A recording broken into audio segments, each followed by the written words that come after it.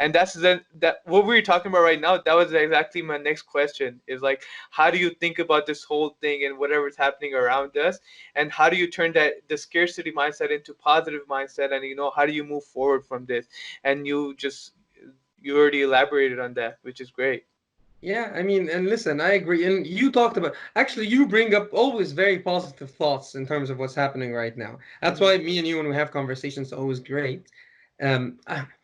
I told you, you know, Hmm. when we're walking in this situation, we can look at it and say, oh shit, I'm gonna be at home, da da da da da da da, and whatever. Or we can take it very positively. You don't have to set expectation for yourself that because people are reading, I'm gonna read. What if I hate reading? Yeah. Happen to love reading, so I'm Hmm. reading. But you don't have to read.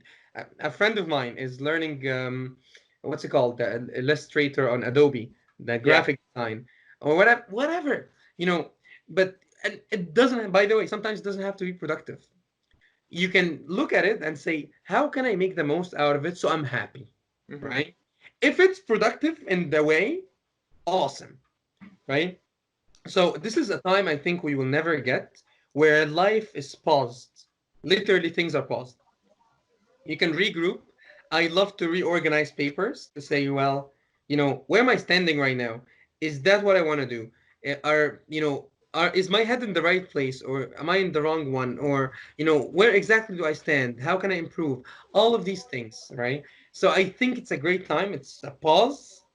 I don't think it should cause distress to people. It's a pause. So let's just try our best to make the most out of it because it's happening anyway. So we just rather suck it up and be happy. I totally agree, man. And again, just to add a little bit to that is, no one is going to come save your ass. You have to save it yourself.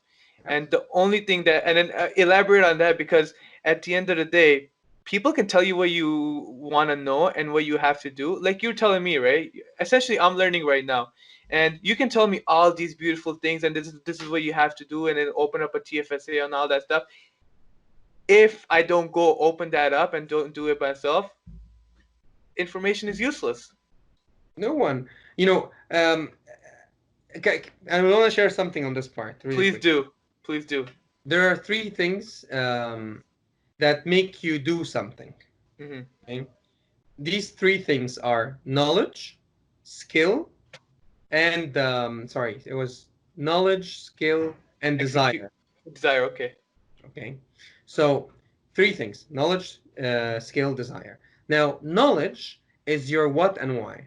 Hmm. It's going and saying, well, what did I just teach you right now? For example, what is a TFSA, for example, and why is it important to have? Okay, a skill, or let's pick an easier example. You want to be a better runner. Hmm.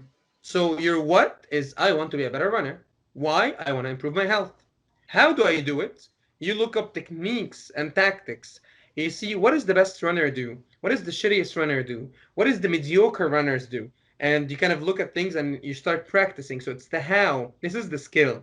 So you move from knowledge, you turned it into a skill. But all of this wouldn't work if there is no desire. Desire is the motivation to do something. So it's pretty much the intersection of all these three things that will make you actually go out there and go get something. I can tell you about it all day, but me telling you about it, I'm just giving you the first stage, it's knowledge. That's it, right? Second and third is all you. I cannot give you desire. I cannot give you the skill. No one can hand you a skill, but I can hand you knowledge actually. Yeah. I can hand you knowledge right now, but I can never hand you these two. So I think it comes down to understanding the cycle of doing something and be good at it is the full picture. Like you said, no one will save your ass. I will never. That's why when I talk to someone, I say, don't take it from me. What I'm giving you right now is raw data. It literally doesn't mean jack shit. Literally, you can take it and throw it in the garbage right now. You can retain 1% of it, you can retain 100% of it, do your thing, but it's you who are going to follow the next stages. Man, I'm so excited, and yeah, it look at my face, man. It's dope because That's it. at the end of the day, this is the basics of what we do and who we are as person, as people, because that desire comes from pleasure and pain, and Absolutely. both are great drivers of humans and whatever they want to do in action, man. And that just, if that doesn't drive you into execution, I don't know what will.